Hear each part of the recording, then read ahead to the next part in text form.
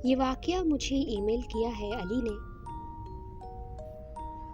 अली लिखता है कि एक टीवी शो में उसने एक ऐसी सोसाइटी के बारे में सुना जो कराची में वाक़या है और गैर आबाद है,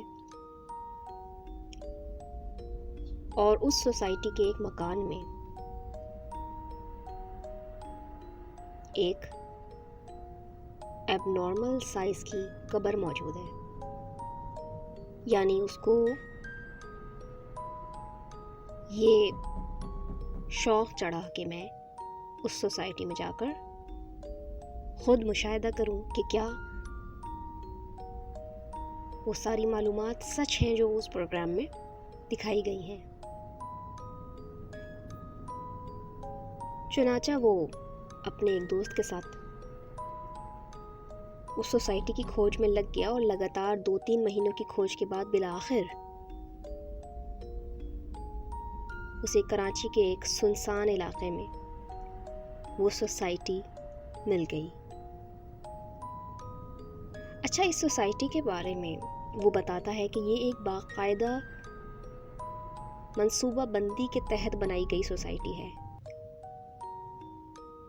यानी इस सोसाइटी के अंदर मकानात हैं, स्कूल्स हैं, अस्पताल है और उस सोसाइटी के ऐन सामने एक कब्रिस्तान भी है। पर अजीब बात यह है कि वो कब्रिस्तान तो अब आबाद हो चुका है, लेकिन वो सोसाइटी 3 दिन से ज़्यादा आबाद नहीं रह सकी।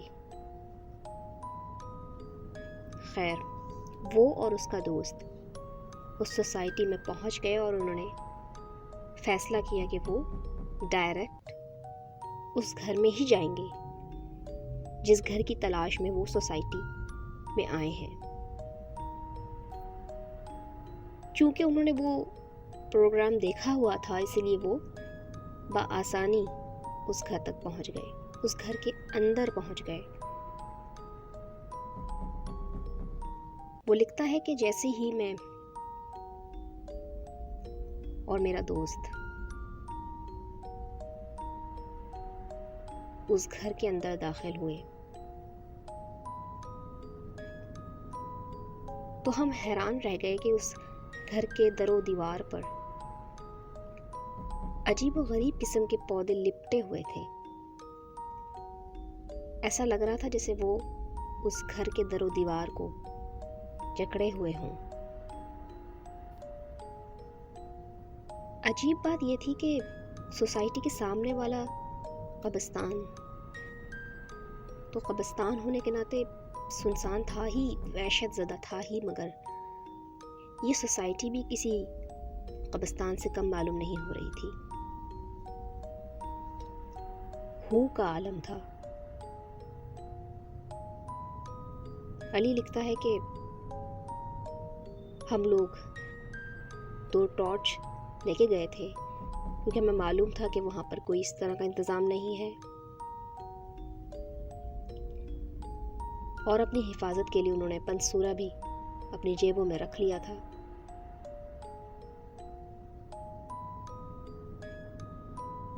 और वो बावजू भी गए थे। ये सारी एहतियाती तदाबीर अपनाने के बावजूद भी उन्हें खौफ महसूस हो रहा था, क्योंकि वो जानते थे कि वो घर वालों को बिना बताए इतना दूर इस गुमनाम सोसाइटी में आ गए हैं।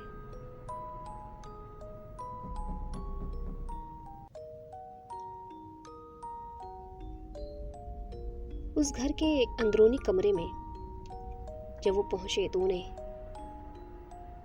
वो कब्र नजर आ गई। वो कब्र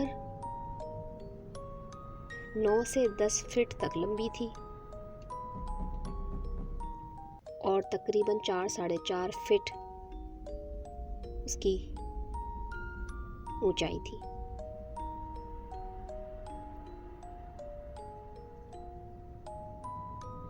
जैसे ही अली और उसका दोस्त उस कमरे में दाखिल हुए,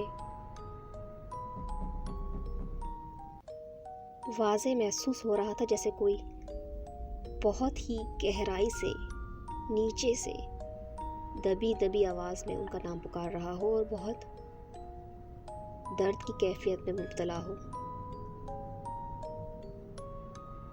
यूं तो वो इरादा करके आए थे कि अपने तौर पर वहाँ पे इन्वेस्टिगेशन करेंगे, वीडियो बनाएंगे या तस्वीरें लेंगे, लेकिन उस माहौल ने, उस आवाज़ ने, उस हैबत ने उन्हें वहाँ टिकने नहीं दिया। वो बताते हैं कि बाहर इतनी तेज़ हवा चलना शुरू हो गई कि उस घर का दरवाज़ा जोरदार आवाज़ के साथ बंद हो गया और वो समझे कि शायद हमें किसी ने बंद कर दिया है। जैसे ही वो उस दरवाजे की जानिब लपके तो वो दरवाज़ा जैम था। बहुत देर कोशिश के बाद वो खुला और उसको खोलने के लिए उन्हें बहुत मेहनत करनी पड़ी। अली लिखता है कि हम बाकायदा रोने लग गए थे, डर के मारे, खौफ के मारे। हमें ऐसा लग रहा था कि जैसे शायद हम यहाँ से ज़िंदा वापस नहीं जाएंगे। लेकिन आज ये ईमेल लिखते हुए मेरे हाथ कांप रहे हैं और मुझे वो सब कुछ फिर से याद आ रहा है।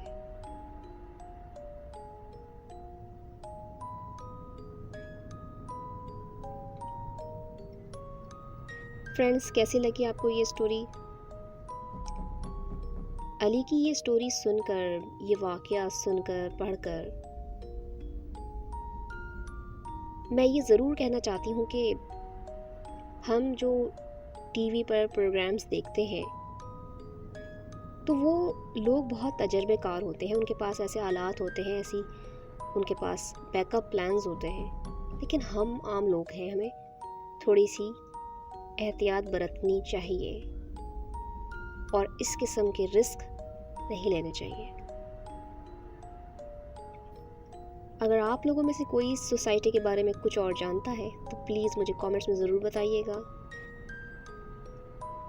और ये स्टोरी कैसी लगी इसके बारे में भी मुझे अपनी राय ज़रूर दीजिएगा। और अगर आप लोग चाहते हैं कि आपकी स्टोरी मैं अपने चैनल पे पोस्ट करूं तो आप लोग मुझे ईमेल कर सकते हैं। अगर आपने अभी तक मेरा चैनल सब्सक्राइब नहीं किया है तो प्लीज़ उसे सब्सक्राइब कर दें। मैं मिलूँगी आपसे नेक्स्ट स्टोरी के साथ। Till then, take care. अल्लाह हाफिज़।